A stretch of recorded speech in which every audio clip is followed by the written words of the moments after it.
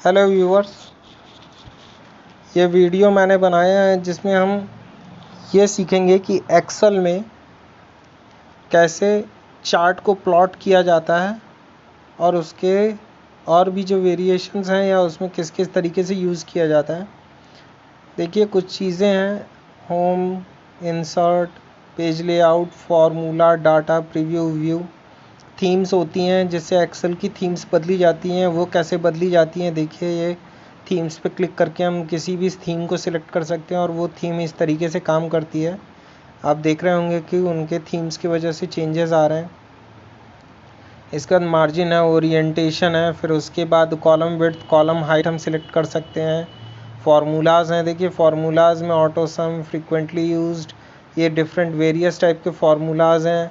और फंक्शंस जो दिए हुए हैं वो अलग अलग फंक्शंस हैं, सब में लिस्ट दी हुई है कि किस फंक्शन का क्या क्या यूज़ है और वो किस किस तरीके से काम करता है। तो फंक्शंस हैं, डेट एंड टाइम फंक्शन है, लुकअप एंड रेफरेंस है, मैथ एंड ट्रिक है, मोर फंक्शंस हैं, लॉजिकल फंक्शंस हैं, फाइनेंशियल फंक्शंस हैं, रिसेंटली यूज्ड फंक्शंस हैं, टेक्स्ट फंक्शंस हैं। ये एक बहुत बड़ी लिस्ट होती है फंक्शंस की, जिसे हम लाइब्रेरी कहते हैं, फंक्शन लाइब्रेरी कहते हैं। इसमें से जो भी फंक्शन आप चाहें उसको यूज़ कर सकते हैं और यूज़ करने के बाद अपने हिसाब से आप उसे मैनेज कर सकते हैं। देखिए इसमें डिफरेंट टाइप्स के स्टैटिकल फंक्शंस इंजीनियरिंग के लिए हैं, क्यूब के लिए हैं और इंफॉर्मेशन के लिए हैं। देखिए बहुत सारी चीज़ें इसमें दी हुई रहती हैं। डाटा, देखिए ये डाटा के कुछ ऑप्शंस दिए हुए हैं, डाटा को किस तरीके से हमें यूज़ करना है वो सारी चीज़ें एक्सेल में दी हुई रहती हैं। ये बहुत एडवांस लेवल हो जाता है जब पढ़ाया जाता है, तो एडवांस लेवल पे एक्सेल कैसे यूज़ किया जाता है उसके लिए डाटा वगैरह। सॉर्ट फिल्टर के ऑप्शन अमूमन यूज़ होते हैं। व्यू में देखिए कैसा व्यू है, normal view, page layout view. Again हम होम पे आ जाते हैं और अब यहाँ से देखिए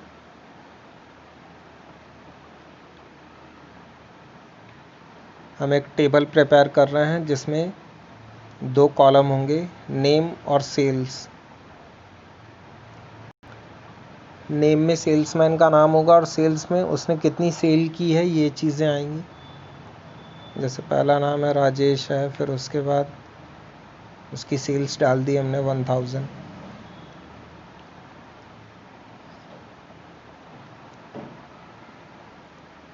इसी तरीके से हम और भी नाम उसमें जोड़ रहे हैं।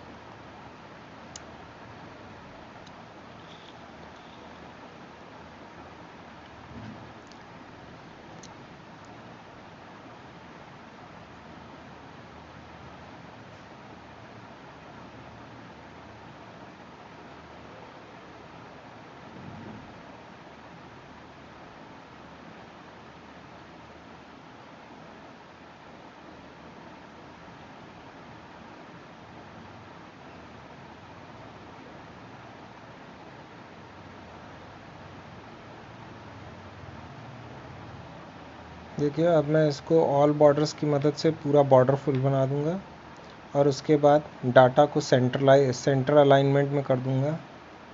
अब इस पूरे डाटा को मैंने पूरे टेबल को एक बार सेलेक्ट कर लिया और उसके बाद इंसर्ट में जाऊंगा। उसके बाद देखिए चार्ट ऑप्शन में हमें चार्ट ऑप्शन दिख रहा है।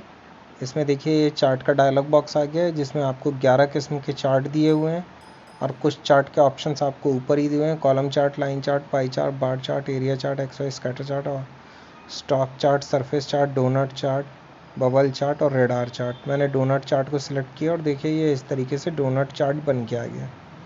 ये एक 2D चार्ट है और इसमें लीजेंड्स के माध्यम से हम दिखाते हैं, हर एक पर्टिकुलर पर्सन को हम लीजेंड के माध्यम से दिखाते हैं। देखिए यहाँ से मैं इसको कट करके और मूव कर रहा हूँ, शीट 2 पे पेस्ट कर दे रहा हूँ। ये मूव करने का एक तरीका होता है कि हम कट करें और पेस्ट कर दें। अगेन हम इस पूरे टेबल को सिलेक्ट करते हैं, इंसर्ट में जाते हैं और फिर चार्ट्स में हम जाके अब मैं लाइन ये कॉलम चार्ट सिलेक्ट करता हूँ। देखिए 3D कॉलम चार्ट मैंने सिलेक्ट किया है। इसमें 3 डायमेंशंस दिखा रहा है, हाइट, विड्थ और डेप्थ। और देखिए सेल्स दी हुई है, नाम दिए हुए हैं और उनकी पूरी की पूरी सेल्स की कितनी फ्रीक्वेंटली यूज फ्रीक्वेंसी है वो दी हुई है।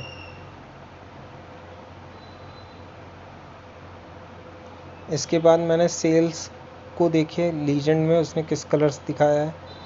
देखिए चार्ट का टाइटल सेल्स अबव है, एक्सेस टाइटल हम डालते हैं तो वर्टिकल टाइटल हम कहाँ डालते हैं, हॉरिजॉन्टल टाइटल लिखते हैं। और देखिए यहाँ पे एक्सेस टाइटल आ जाएगा हॉरिजॉन्टल के लिए, वर्टिकल के लिए आ जाएगा, सॉरी वर्टिकल टाइटल के लिए हम यहाँ पे टाइटल टाइप करेंगे। और देखिए मैं ऊपर नंबर टाइप कर रहा हूँ, नंबर्स, और जैसे ही मैं एंटर दबाऊंगा और देखिए वहाँ पे वो नंबर्स लिख गया। FX वाला जो बार है इसे फॉर्मूला बार कहते हैं। यहाँ जो कुछ भी आप लिखते हैं और जिस सेल को या जिस जगह से को सिलेक्टेड रखते हैं वहाँ पे जैसे ही आप लिखेंगे तो वो वहाँ पे ऑटोमेटिक आ जाएगा एंटर करने पे। अब देखिए हम वर्टिकल के बाद हॉरिजॉन्टल पे जाते हैं, टाइटल्स बिलो एक्सेस करते हैं और देखिए एक्सेस के बिलो टाइटल आ गया। अब मैं फिर यहाँ पे टाइप करता हूँ सेल्स और सेल्समैन मैंने लिखा और एंटर दबाया और देखिए सेल्समैन आ गया। यहाँ पे जो कलर दिखा रहा है वो लीजेंड का कलर है, show legend at left, show legend at top, right. बहुत सारे ऑप्शंस होते हैं, जहाँ चाहें आप उसको मूव कर सकते हैं। रीसेट द मैच स्टाइल करने पे वो सारे स्टाइल्स को रीसेट कर देता है। इसके अलावा देखिए ग्रिड लाइंस होती हैं, वर्टिकल ग्रिड लाइंस तो माइनर मेजर 2 टाइप की होती हैं। हमने मेजर ग्रिड लाइंस डाली तो ये किस तरीके से दिखने लगा है। एक्सेस देखिए primary vertical axes, primary horizontal vertical axes, depth axes, depth axes के लिए भी होता है। Show reverse axes, show axes without labelling. इस तरीके से बहुत सारी चीज़ें इसमें होती हैं जिनको हम ऑनलाइन यूज़ करते हैं और कंप्यूटर पे यूज़ करते हैं और देखते हैं। मैंने इस चार्ट को अगेन मूव कर दिया है और फिर से मैं इस टेबल को सिलेक्ट करके और फिर से एक चार्ट क्रिएट कर रहा हूँ। और इस बार देखिए मैं सिंपल कॉलम चार्ट क्रिएट करूँगा, सॉरी मैं कॉलम चार्ट नहीं लाइन चार्ट ले रहा हूँ, क्योंकि इससे ये देखिए सेल्स में 100% सबकी सेल्स दिखा रहा है। यानी इसका मतलब यह है कि इसमें रिप्रेजेंटेशन सही तरीके से सेल्स का नहीं हो पा रहा है। तो हमें इसीलिए ये पता होना चाहिए कि किस किस्म का चार्ट हमें यूज़ करना है ताकि हम अपने डाटा को और अच्छी तरीके से प्रेजेंट कर पाएँ। तो यहाँ पे देखिए कॉलम चार्ट सबसे बेस्ट टू फिट हो रहा है और उसके तरीके से हम आसानी से इसमें दिखा पा रहे हैं। अब मैं इसमें सारी ग्रिड लाइंस आपको दिखाऊंगा कि वर्टिकल और हॉरिजॉन्टल सारी ग्रिड लाइंस जब बन जाती हैं तो ये चार्ट कैसा दिखता है। देखिए जो ग्रिड लाइंस वाला एरिया दिख रहा है उसी को प्लॉट एरिया कहते हैं। नीचे जो नाम लिखे गए हैं वो एक्स एक्सेस है और साइड में जो नंबर्स लिखे गए हैं वो वाई एक्सेस है। एक्सेस टाइटल्स भी हम दे रहे हैं। ये वर्टिकल टाइटल, हम वर्टिकल एक्सेस का हम टाइटल दे रहे हैं।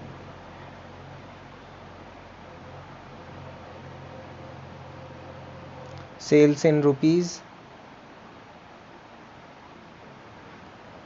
और उसके बाद नीचे देखिए हम एक्सेस टाइटल में हॉरिजॉन्टल एक्सेस टाइटल देंगे और इसमें देंगे सेल्समैन।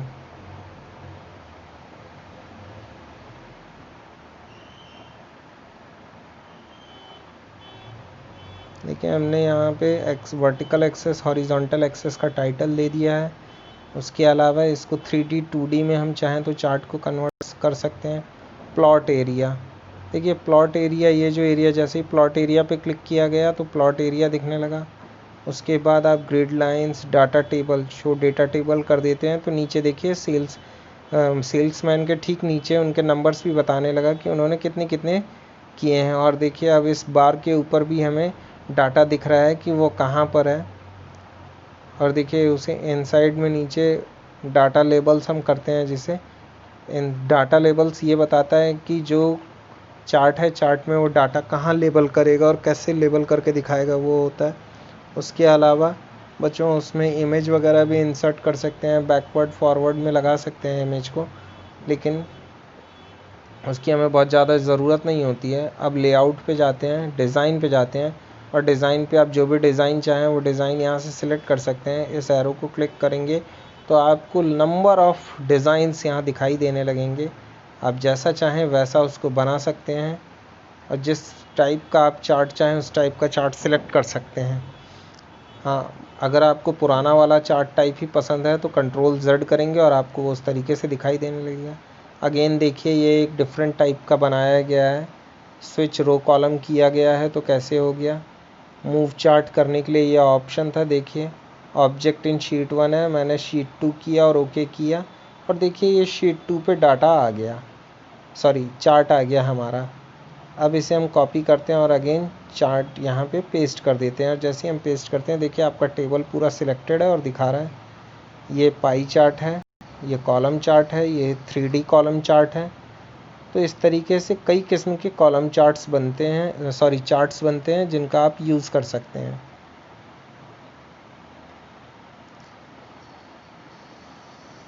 अब देखिए इसमें जो टेबल्स हैं, टेबल्स से हम आसानी से ये जान पाते हैं कि किसकी सेल्स कितनी है और कहाँ कहाँ कितनी कितनी सेल्स दिखा रहा है।